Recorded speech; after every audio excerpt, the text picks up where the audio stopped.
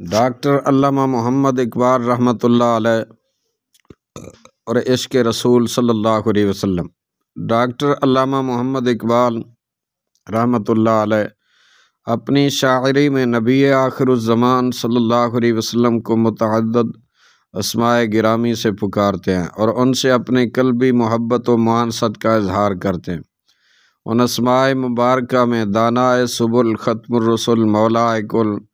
طٰہٰ، رسالت مآب، یاسین، رسالت پناہ، رسول مختار، رسول پاک، رسول عربی، رسول ہاشمی، سرور عالم، شہنشاہ معظم، میر عرب اور کملی والے جیسے تعظیمی القابات شامل ہیں، جن کی وساطت سے اقبال بارگاہ رسول صلی اللہ علیہ وسلم میں اس امت کے مسائل پیش کرتے ہیں، جس امت کو جیسے امت احمد مرسل اور ملت ختم الرسل کا درجہ حاصل ہے۔ اقبال اپنے ملی تصور کو بھی جذبہ عشق رسول سے تقویت دیتے ہیں۔ وہ اس امر کی وضاحت کرتے ہیں کہ ملت اسلامیہ کو یہ اعزاز حاصل ہے کہ وہ ایک ایسے نبی اور رسول کی امت ہے جو اپنی ترکیب میں خاص ہے، جس کی بنیاد جغرافیائی حدود و شعور پر نہیں بلکہ کلمہ طیبہ لا الہ الا اللہ محمد الرسول اللہ صلی اللہ علیہ وسلم پر رکھی گئی ہے۔ یہ ایسی امت ہے جس میں برتری کا حق رنگ، نسل، خون یا خطے کو نہیں بلکہ صرف اور صرف تقویٰ کو حاصل ہے۔ اس ملت کے لیے تا قیامت کامل ترین ہستی نبی علیہ الصلوۃ والسلام کی ذات ہی ہے۔ اقبال اپنے اردو اور فارسی کلام میں اس حقیقت کا شدت سے اظہار کرتے ہیں کہ امت مسلمہ کے افراد کو سمجھ لینا چاہیے کہ یہ عشق محمد صلی اللہ علیہ وسلم کا جذبہ ہی ہے جو دل مسلم کو قوی تر رکھتا ہے اور اسے حرارت اور سوز سے ہمکنار کر سکتا ہے۔ چنانچہ ملت کی حال زار دیکھ کر ان کی نظر بارگاہ رسالت صلی اللہ علیہ وسلم کی طرف اٹھ جاتی ہے۔ فرماتے ہیں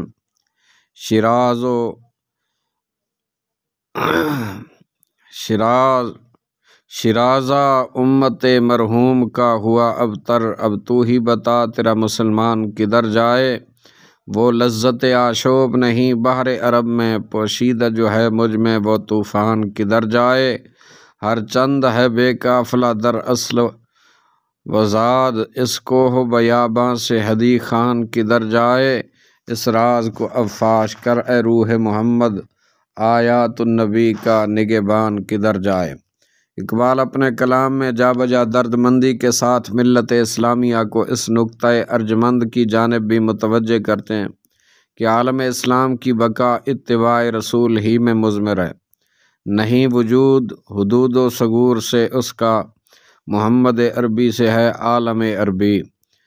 ان کے نزدیک افراد ملت کا اپنی ملت کو اقوام مغرب پہ قیاس کرنا کار عبث ہے۔ جب تک روح محمد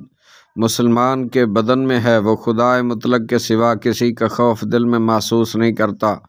کسی تہذیب سے اثرات قبول نہیں کرتا، اور ایسی ملت کے افراد سے باطل کو ہر آن خطرات لاحق رہتے ہیں۔ اقبال نے اپنی ایک ڈرامائی رنگ میں مرقوم نظم ابلیس کا فرمان اپنے سیاسی فرزندوں کے نام میں لکھا ہے کہ یورپ کے ابلیسی نظام کو نڈر اور متوکل مسلمانوں ہی سے ڈر رہتا ہے، لہذا طاغوتی طاقتیں ہر آن اس کوشش میں منہمک رہتی ہیں کہ فکر عرب فرنگی خیالات کی اسیر ہو جائے۔ اقبال اس نظم میں عالم تخیل میں دکھاتے ہیں کہ ابلیس اپنے سیاسی فرزندوں کو ایسے غیور مسلمانوں کو راہ حق سے ہٹانے کی ترغیب دلاتے ہوئے کہتا ہے، وہ فاقہ کش جو موت سے ڈرتا نہیں ذرا، روح محمد اس کے بدن سے نکال دو، فکر عرب کو دیکھ کے فرنگی تخیلات، اسلام کو حجاز و یمن سے نکال دو، اہل حرم سے ان کی روایات چھین لو، آہو کو مرغزار تن سے نکال دو۔ اقبال اس جانب بھی توجہ دلاتے ہیں کہ جب بھی مسلمانوں نے پیغام محمد صلی اللہ علیہ وسلم سے دوری اختیار کی، زوال ہی ان کا مقدر ٹھہرا۔ جواب شکوہ میں استفسار یہ رنگ میں زوال اور مسلمانوں کو جھنجھوڑتے ہوئے کہتے ہیں، کون ہے تارک آئین رسول مختار، مصلحت وقت کی ہے کس کے عمل کا معیار، کس کی آنکھوں میں سمایا ہے شعار اغیار، ہو گئی کس کی نگاہ طرز سلف سے بیزار، قلب میں سوز نہیں، روح میں احساس نہیں، کچھ بھی پیغام محمد کا تمہیں پاس نہیں۔ دوسری طرف ایسے ادبیات بھی کثرت سے ہیں جہاں اقبال بارگاہ الہی میں ملت کے بھٹکے ہوئے آہو کو پھر سے سوئے حرم چلنے کی توفیق مانگتے ہیں۔ اقبال جا بجا قوت عشق رسول کے تمنائی نظر آتے ہیں اور افراد ملت کے قلوب میں یہ بات رائج کر دینا چاہتے ہیں کہ محمد مصطفیٰ صلی اللہ علیہ وسلم سے وفا نبھانے والوں کو دنیا تو ایک طرف لوح و قلم بھی عطا کر دیے جاتے ہیں۔ اقبال بول اٹھتے ہیں، قوت عشق سے ہر پست کو بالا کر دے، دہر میں اسم محمد سے اجالا کر دے، چشم اقوام یہ نظارہ ابد تک دیکھے، رفعت شان ورفعنا لک ذکرک دیکھے، کی محمد سے وفا تو نے تو ہم تیرے ہیں، یہ جہاں چیز ہے کیا لوح و قلم تیرے ہیں۔ یوں کلام اقبال میں نبی علیہ السلام کا تذکرہ جلیلہ و جمیلہ کثرت سے ملتا ہے، اور علامہ کے نزدیک مرد مومن کی حتمی اور کامل صورت آپ کی ذات مبارکہ ہی ہے۔ اقبال نے حیات رسول صلی اللہ علیہ وسلم سے کئی قابل تحسین پیرائے بہترین انداز میں بیان کیے اور خالصتاً قرآنی تلمیحات کی وساطت سے بھی مسلمانوں کو نبی علیہ الصلوۃ والسلام کے مرتبے سے آگاہ کیا۔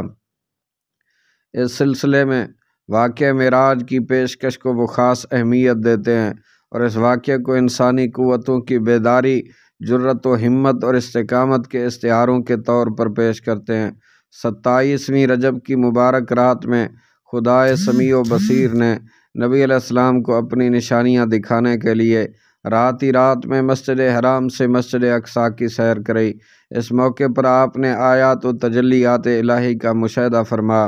اور اپنے باطن کی آنکھ سے ان حالات و واقعات کو یوں ملاحظہ فرمایا کہ نہ آپ کی نگاہ پیچھے ہٹی نہ حد سے بڑھی۔ علامہ واقعہ معراج کے ان پہلوؤں کو تمام تر جزئیات کے ساتھ اپنے کلام میں بیان کرتے ہیں اور لیلۃ الاسریٰ سے متعلق عشق رسول کے جذبے کی بیداری کے ساتھ ساتھ عظمت بشر سے آگاہ کرنے کے لیے بطور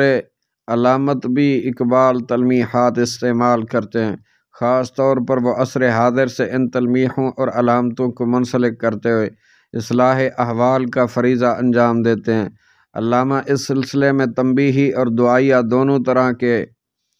جملے اختیار کرتے ہیں۔ واقعہ معراج مصطفیٰ صلی اللہ علیہ وسلم کی مختلف جہتیں ان کے ہاں یوں محمود ہوتی ہیں کہ اختر شام کی آتی ہے فلک سے آواز، سجدہ کرتی ہے سحر جس کو وہ ہے آج کی رات، راہ یک کام ہے ہمت کے لیے عرش بری، پر یہ کہہ رہی ہے پر رات یہ کہہ رہی ہے مسلمان سے معراج کی رات، جہان آب و گل سے عالم جاوید کی خاطر نبوت ساتھ جس کو لے گئی ہے وہ ہے آج کی رات۔ سبق ملا ہے یہ معراج مصطفیٰ سے ملے مجھے کہ عالم بشریت کی زد میں ہے گردوں۔ کلام اقبال میں عشق رسول صلی اللہ علیہ وسلم کے اظہار کا ایک اور خوبصورت قرینہ وہ ہے جہاں وہ مصطفیٰ کریم صلی اللہ علیہ وسلم اور بولہب کی رعایت سے مصطفی اور بولہبی کی علامتیں وضع کر کے ان کو خیر اور شر کے مکاتب فکر کی وضاحت کے طور پر لائے ہیں۔ جس کی روح سے ایک مومن کا راستہ ہے تو دوسرا کافر کا۔ اقبال کہتے ہیں مصطفیٰ برساں خیش را کہ دین ہما اوست، گر بہو نہ رسیدی تمام بولہبیست۔ یہ نکتہ پہلے سکھایا گیا کس امت کو؟ او سال مصطفی افطرا کے بولہبی، ستیزہ کار رہا ہے ازل سے تا امروز، چراغ مصطفی سے شرار بولہبی۔ یہاں اس امر کی طرف توجہ دلانی بھی ضروری ہے کہ اقبال نہ صرف خود عشق رسول کے جذبے سے سرشار تھے بلکہ دلی طور پر یہ خواہش بھی رکھتے تھے کہ مسلمان نوجوان بھی جذبہ عشق رسول صلی اللہ علیہ وسلم کے حامل ہو جائیں، کیونکہ یہی جذبہ حیات مسلم کو تابناکی عطا کرتا ہے۔ یہی وجہ ہے کہ اقبال نے نسل نو کے لیے شاہین کی علامت اختیار کی اور جہاں اس کے دیگر اوصاف بتائے وہیں اس کا نمایاں ترین وصف یہ قرار دیا کہ مسلم نوجوان شاہین شہ لولاک ہوتا ہے، اور یہ وہ خوبی ہے جو نہ صرف اس کی خودی کی تعیین میں معاون ٹھہرتی ہے بلکہ اسی نسبت خاص سے اسے احساس ہوتا ہے کہ وہ فروغ دیدہ افلاک ہے۔ اقبال کہتے ہیں تیرا جوہر نوری پاک ہے تو، فروغ دیدہ افلاک ہے تو، تیرے صید زبوں فرشتہ و حور کے شاہین شہ لولاک ہے تو۔